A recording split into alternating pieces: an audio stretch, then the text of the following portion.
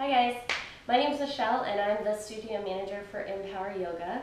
I'm teaching tomorrow on the rooftop for our summertime salutation, or aka Natty Bow Flow.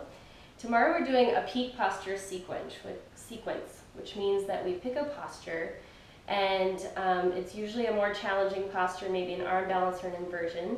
And all of the poses and flows that we do beforehand, before this posture, are there to warm the body up and to prepare you for it. And then all the poses afterwards are there to cool you down.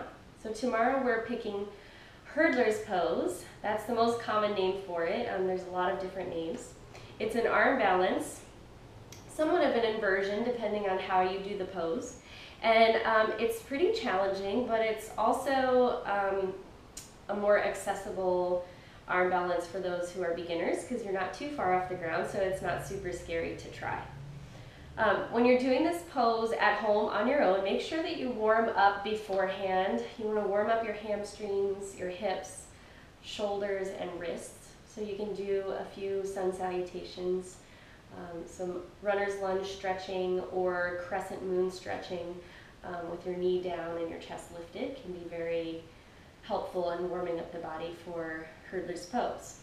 So when you think about arm balances, you want to think about two things that really help you in your success of your posture. So one is shifting your weight, and the other is stacking your joints. When joints are stacked properly, not only does it keep you safe, but it makes it easier to hold the pose.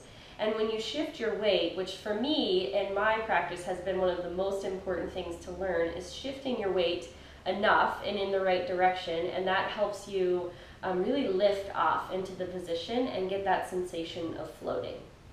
So for hurdler's pose, you want to think of your body as a balance, or rather like a weighting system. So if you know those old school scales where they have the two weights and you put one weight in each side and then it'll lift or fall depending on the heaviness. So you want to think of your body, the front of your body, so your torso, shoulders, your head, in one scale, and then the back of your body, your hips and legs and feet, in the other scale. And the more that you shift forward into the front of your body, the easier it is to lift the back body off the mat and lift your back foot. It takes a little bit of the struggle out when you shift forward enough. Okay? So the most common position or way to get into hurdler's pose is through a runner's lunge. I'll start with my left foot forward. In this runner's lunge position, you want to begin by lifting your back knee off the ground and keep your toes curled under. This will give you the mobility to shift forward and back, which is where you'll need to go to be able to lift off, like we mentioned before. So start by bringing your left tricep underneath of your left thigh, and maybe you can bring your hand all the way out to the side. I like to keep my hand right behind my foot, and then place your other hand shoulder width distance here. So one of the kind of tricks in hurdler's pose, if you're still building some strength, is to rest your right rib cage on your right tricep as well as the left tricep underneath the left thigh. So you're kind of supported a little bit more as you're building that extra strength. From here, once hands are positioned, fingers spread really wide, walk your right foot out to the side and maybe pick it up off the ground, or at least rest your toes in a position where they won't get stuck on the ground as you try to shift. And then set your gaze out in front of you. Shift forward so your shoulders pass your wrists, and then bend your elbows straight back like your chaturanga arms. Right rib cage down on the right elbow. And then I like to gaze off to the left if I'm doing the left side. And as you shift forward enough, you can pick your back toes up off the mat. So we'll show the other side so you can see what's happening from the other direction.